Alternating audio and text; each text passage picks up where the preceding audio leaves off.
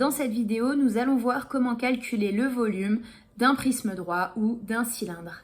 Alors, pour calculer le volume d'un prisme droit ou d'un cylindre de hauteur h, le prisme ou le cylindre de hauteur h, on applique la formule suivante. Le V écrit de manière manuscrite, c'est bien le volume, qui est égal à l'air de la base. Le A écrit comme ça veut toujours dire R en maths. L'air de la base fois petit h, la hauteur. Un petit rappel, les formules des aires, des formes de base que vous devriez connaître de l'année dernière. L'aire d'un rectangle, la formule c'est bien longueur fois largeur. L'aire d'un carré, c'est côté au carré. L'aire d'un triangle, c'est sa base fois sa hauteur, divisé par 2.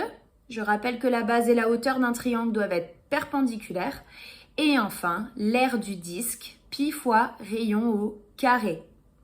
Voilà pour les rappels des formules des aires et regardons tout de suite sur un exemple comment faire les calculs.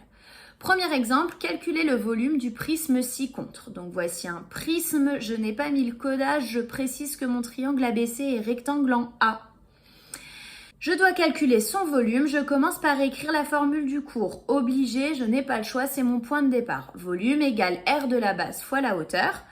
Ma base, c'est un triangle, donc je vais remplacer l'aire de la base par la formule de l'aire d'un triangle. Ça me donne donc base fois hauteur divisé par 2 fois la hauteur. J'ai mis un grand H pour parler de la hauteur du cylindre et un petit h pour parler de la hauteur du triangle. Alors là, on ne voit pas que c'est sa hauteur parce que c'est à plat, mais c'est bien comme ça que ça s'appelle.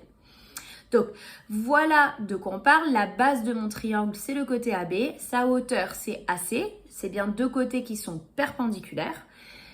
Donc, qui vont me permettre de calculer l'aire du triangle. Et après, je vais pouvoir multiplier par la hauteur du prisme, les 2 cm de E jusqu'à P. Ça me donne donc 4 fois 3 sur 2 pour l'aire de la base, fois 2 pour la hauteur. Et avant de finir mon calcul, je remarque que j'ai un fois 2 et un divisé par 2. Comme il n'y a que des multiplications au numérateur, je peux simplifier. Je barre le fois 2 avec le divisé par 2, puisque 2 divisé par 2, ça fait 1, et fois 1, ça n'intervient plus dans mon calcul. Et il me reste donc à calculer 4 fois 3, qui me donne 12. Bien évidemment, je mets mon unité 12 cm3. Passons au calcul du volume du cylindre ci-contre de rayon 4 cm. Si jamais vous avez bien compris, mettez pause, essayez de le faire d'abord par vous-même. Moi, je continue. Je commence par écrire la formule obligatoire, le volume qui est égal à l'aire de la base fois la hauteur. Ma base, évidemment, c'est un disque et donc je remplace l'aire de la base par la formule de l'aire du disque. Donc pi fois rayon au carré. Et je garde le fois la hauteur de la formule du volume. J'ai bien mon aire de la base qui est apparente clairement. Le rayon est ici, la hauteur de bas en haut évidemment, et je peux donc remplacer pi fois rayon au carré, donc pi fois 4 au carré, fois la hauteur, donc fois 5. Je commence par calculer en donnant la valeur exacte. Si je tape ça à la calculatrice, elle me renvoie 80 pi centimètres cubes. C'est la valeur exacte, précise. Et si je veux, je peux donner maintenant un arrondi. Alors moi, je choisis un arrondi à l'unité près. Et donc, l'arrondi à l'unité près me donne environ 251 cm3.